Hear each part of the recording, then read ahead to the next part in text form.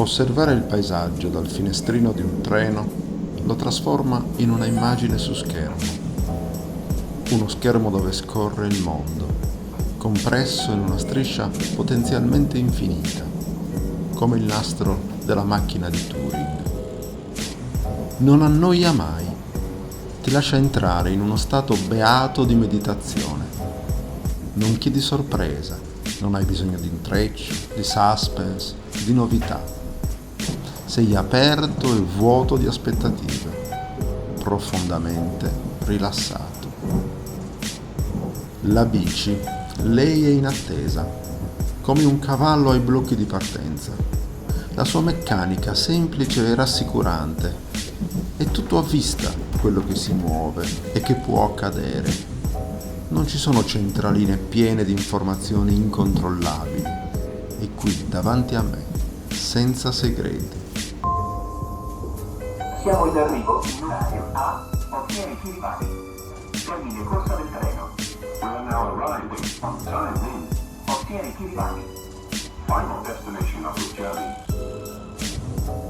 Questi treni recenti ricordano gli interni delle astronavi degli anni 70. Questo alla luce e i colori della navicella di 2001 Odissea nello spazio. Sembra proprio una navicella in decollo, vibrante per la forza di accelerazione impressa dai potenti razzi. Lo schermo si è mutato in un quadro impressionista, tutto tremante. Sembra che scorra la Sardegna di un secolo fa. La Sardegna raccontata da Lorenzo Vittorini. La strada, dritta e veloce, nella piana di Ottana, attraversa la cosiddetta steppa sarda. Pochi alberi, sughere, perastri, prati a pascolo, campi coltivati. È un paesaggio perfetto per essere disegnato da un fumettista. Uno di quelli che fa accadere tutta la sua storia lungo la strada, senza allontanarsene mai.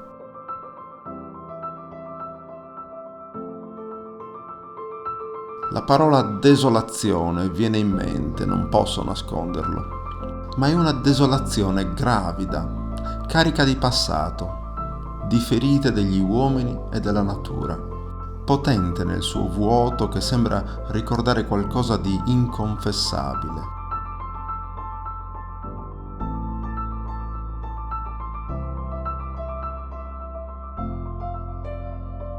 La strada è quasi in piano.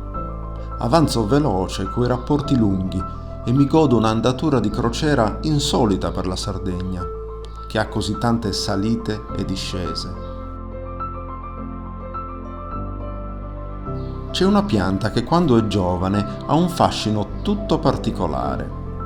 È la ferula, molto diffusa in Sardegna, anche ai bordi delle strade. Quando è adulta, in tarda primavera, è alta anche 3 metri, con fiori gialli molto appariscenti. In Sardegna veniva usata per fare graticci e sistemarci sopra le forme di pecorino da stagionare, o anche per intrecciare le sedute dei piccoli sgabelli tradizionali. Ma quando è giovane, come adesso, sembra veramente un albero in miniatura, un bonsai preistorico. È bellissima in queste giornate di vento forte che la agita facendola assomigliare ancora di più a un albero fiabesco. Fiabesco ma pericoloso. Gli animali al pascolo devono starci attenti perché assomiglia al finocchio, è molto profumata ma anche velenosa e rischia di uccidere soprattutto i vitelli. Come va Pina? Tutto bene? Sei contenta dei pneumatici nuovi? Ti ho messo il Lithium 3, dovresti essere contenta.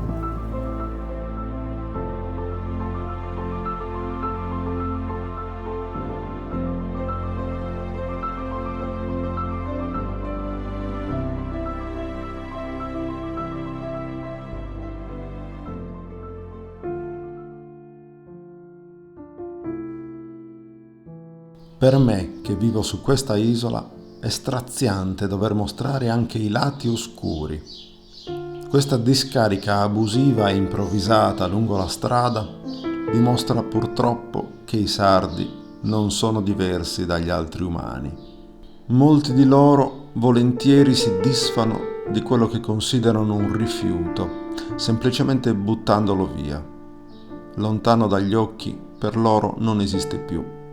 Da quel momento smettono di farsene occupare la mente e il cortile di casa. Che sia ancora qui a marcire, a decomporsi e a avvelenare terra e acqua, non è più un fatto che li riguarda. Riparto con l'amaro in bocca. Vedere questi spettacoli osceni mi fa vergognare della mia specie.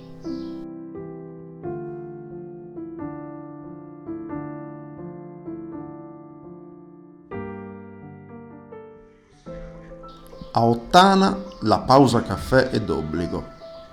Ed è un obbligo anche salutare quando si entra, quando si va via e quando qualcuno entra e ti saluta.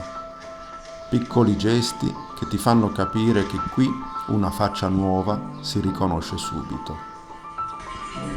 Buongiorno.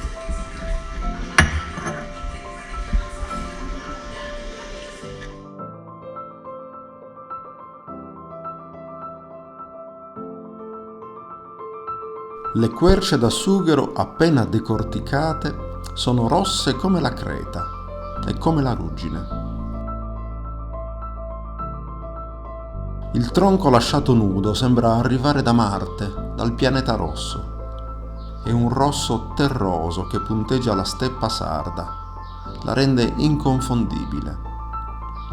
Il paesaggio si nutre di questi segni distintivi e insieme a certi suoni, certi odori, tutti compongono quello che per me significa casa. Due indizi fanno una teoria: sughere e pecore. La possibilità di essere in Sardegna è altissima.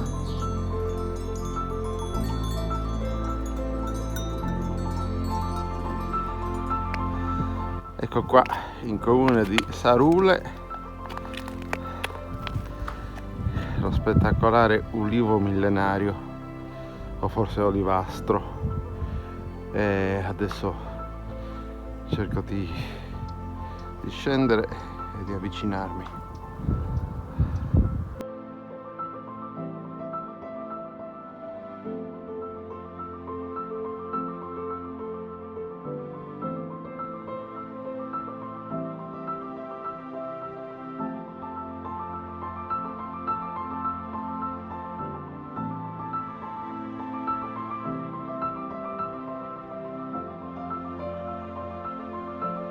Questo olivo ha 1000 anni. Anno più, anno meno. Non è così importante per lui sapere esattamente quanti ne ha. Non festeggia i compleanni. Non vive alla giornata. Anche se sono i ritmi del giorno e della notte che scandiscono la sua biologia, come la nostra.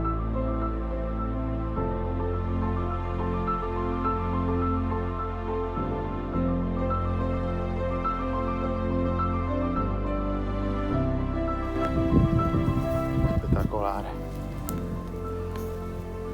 è enorme, alla base del tronco che sarà lunga 3 metri. Adesso gli giro intorno, ma veramente non avevo mai visto un olivo con una base così contorta. Sembra uno di quei ficus di Palermo o di Cagliari, e invece è un olivo.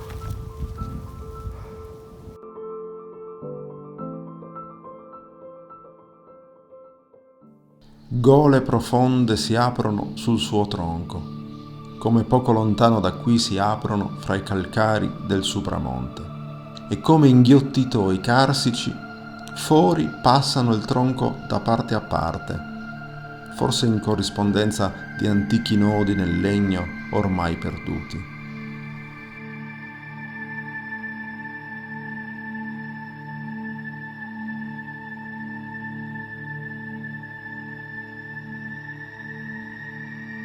Nel legno contorto fluiscono forme ancestrali, si dibattono nella materia legnosa, seguendo nei moti convettivi. Il loro movimento sembra renderla morbida, densa, liquida. Cercano di sfuggirne o anche solo di avere una visione dell'esterno di luce, poi di rientrare dopo aver soddisfatto la loro curiosità del mondo. Forme di animali, figure antropomorfe, frattali irrequieti e simboli misteriosi di civiltà scomparse e mondi alieni.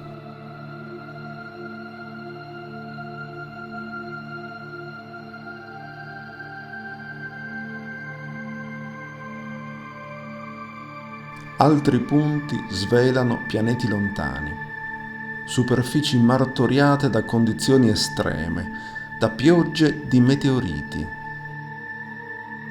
da venti inimmaginabili. Come fossi una sonda inviata dalla Terra a orbitargli attorno, i miei occhi sorvolano a centinaia di chilometri valli immense, crateri, montagne, spianate infinite ondulate da tempeste eterne, terre aliene ricoperte da ghiacci, arse da calore che scioglie i metalli, colorate da riflessi di idrocarburi e laghi di ammoniaca.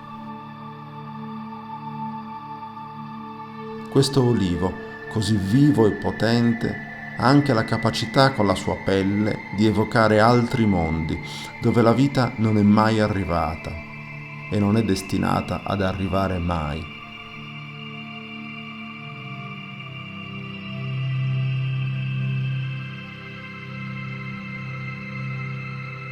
Meraviglioso questo dialogo tra questa vita così strenuamente attaccata al suo palpitare e mondi inorganici che alla vita sono così ostili.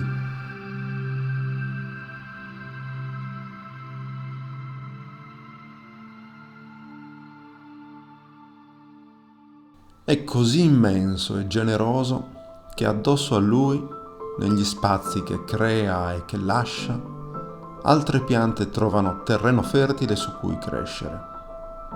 Muschi, licheni, funghi. Una miriade di insetti si nasconde nelle sue fessure, e ragni, gechi, roditori. Non è solo un albero individuale, meraviglioso, è anche un'arca di Noè, un rifugio per tante specie che compongono un piccolo ecosistema. È veramente una forma di vita adorabile.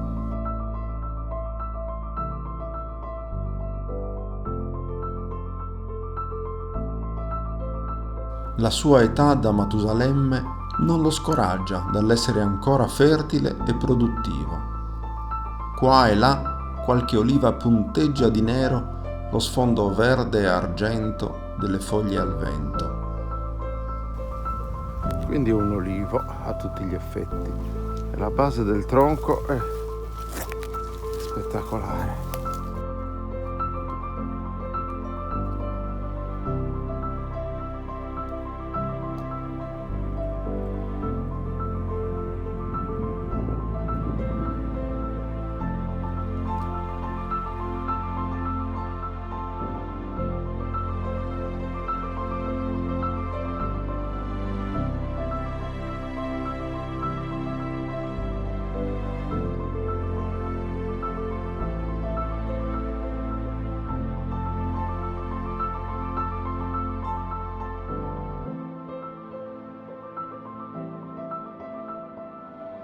Ogni tanto le pecore passano a salutarlo, a mangiare erba grassa che gli cresce intorno, ed estate a riposare alla sua ombra, che è certo la più ampia della zona.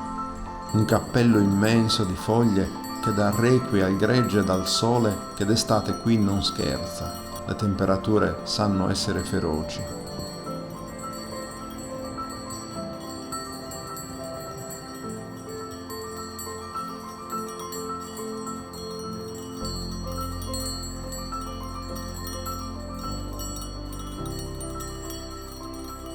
È difficile andare via.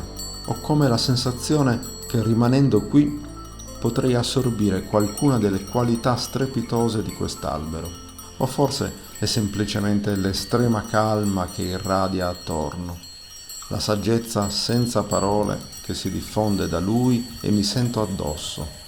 Non so perché esattamente, e non importa poi molto, ma la realtà è che rimarrei qui per ore, mi accamperei qui per passare la notte sotto le sue fronde, a contatto col suo tronco possente.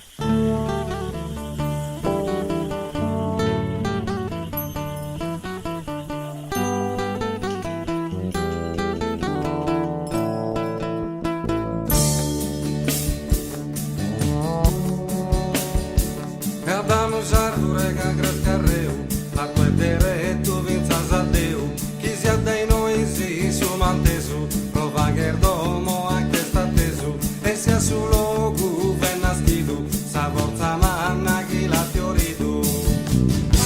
Chi sia dei noi si su mantesu, prova che domo anche sta tesu, e sia su logo ben nascido, sa forza manna chi la fiorido.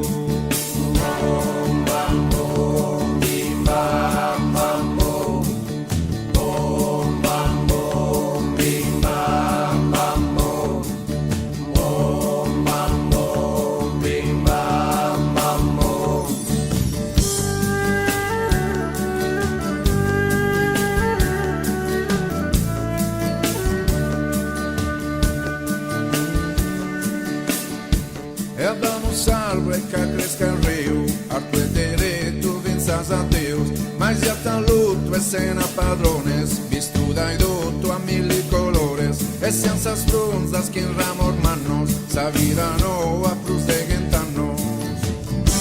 Mas já tá luto e cena padrones, visto dai dotto a mille colores, e senza frunzas que in ramo manos, sa vida no a plus de gentanos.